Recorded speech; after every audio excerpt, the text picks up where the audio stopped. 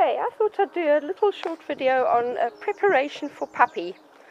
Part of my preparation for puppies is I'm going to go around and remove poisonous plants from my garden.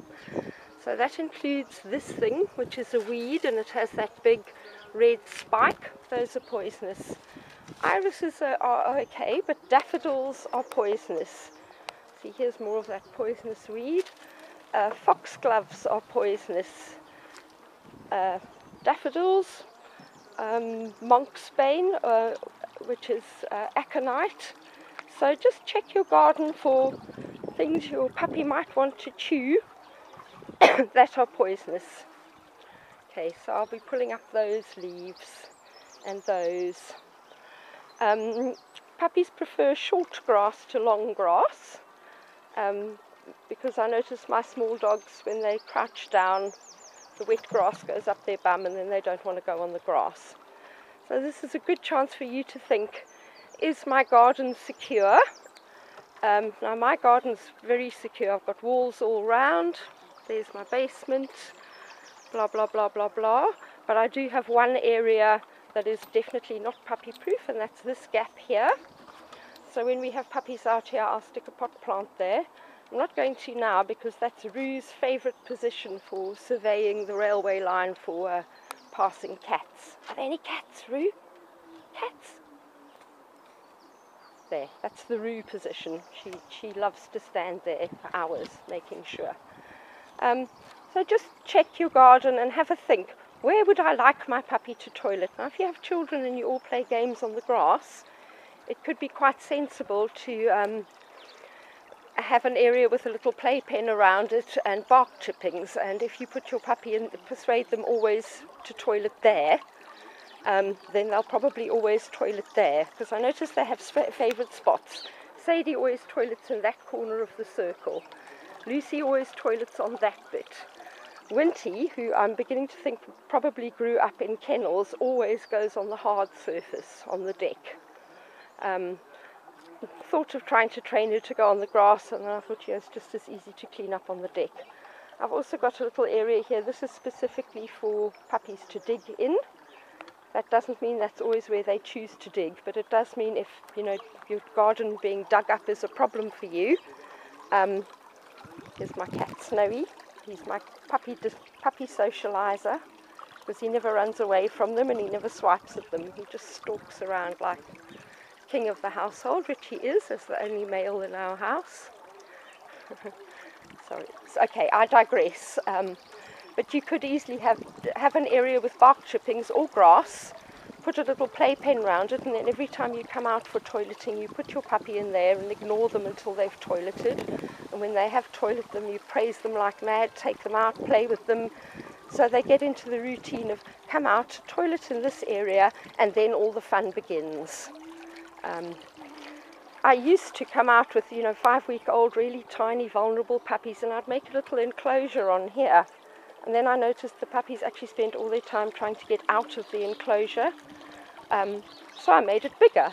And nevertheless, they spent all their time trying to get out. And the only reason I made an enclosure is because I didn't want them to fall in my fish pond, which isn't particularly dog-friendly or puppy-friendly, because a tiny puppy wouldn't be able to get out of here if they fell in.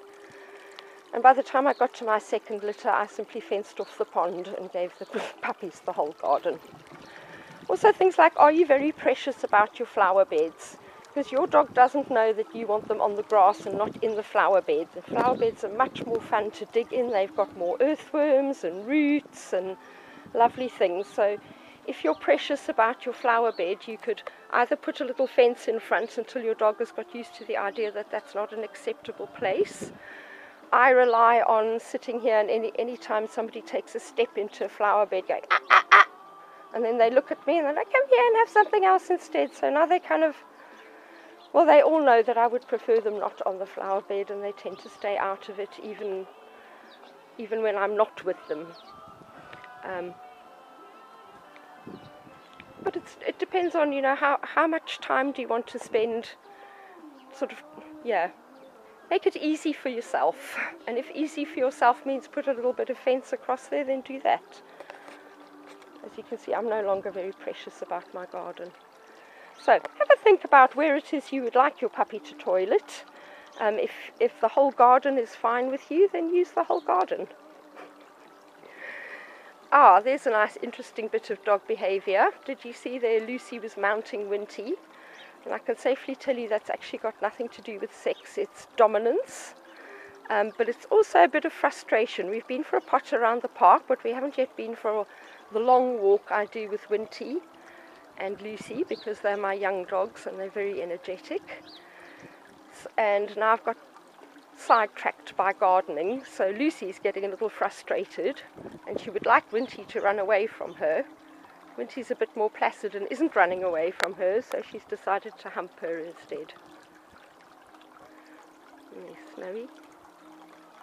Anyway, this is where your puppies will be experiencing the big world, and they do love playing in the water. And in the last week I actually removed the fence around the pond because at that stage the puppies are big enough to get out if they fell in, and to me it's a desirable outcome if I have a very, very bold, you know, one of those reckless puppies, the ones who jump over cliffs. I actually like it if those puppies make a mistake and fall into the pond, then they know what a body of water is. I notice the more shy and retiring puppies actually never fall into the pond because they're naturally cautious. But generally in every litter I have one who, you know, just with a reckless abandon gallops into and over everything, and generally they end up falling in the pond at some stage and I fish them out and dry them off. And after that they're just a little bit look before you leap, which to me is a desirable outcome. I would like my puppies to be brave and confident, but not recklessly stupid. Okay, now activity has happened, so Rue thinks she should go and join in. Hello, Rue. You're a good dog. Lucy, good dog. See, I like that I say my dog's name. She looks at me, and then she wants to come over. Winty! See, Winty has absolutely perfect recall in the park, but doesn't see any need to kind of come when called at home. And again, this is very, very normal dog play. It isn't fighting, nobody's yelping, nobody's growling. Sometimes it looks really violent.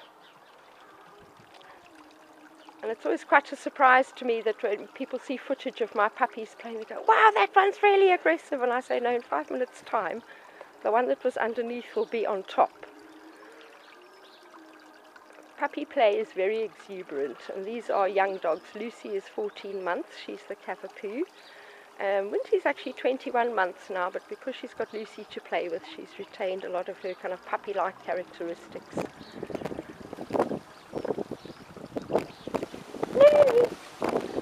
Even my cats come when they're called. And for those of you who have a cat, as you can see, cat-dog interactions are really not a problem. And like you, I had the cats before I had the dogs, and I was very, very worried that they wouldn't cope. But the cats appeared to know that the dogs were puppies, and therefore they felt quite happy not to run away from them and to swipe back and go, excuse me, you're in my space, mind your manners. There we go again. Okay, this really has gone on a lot longer than I thought. Hope this helps.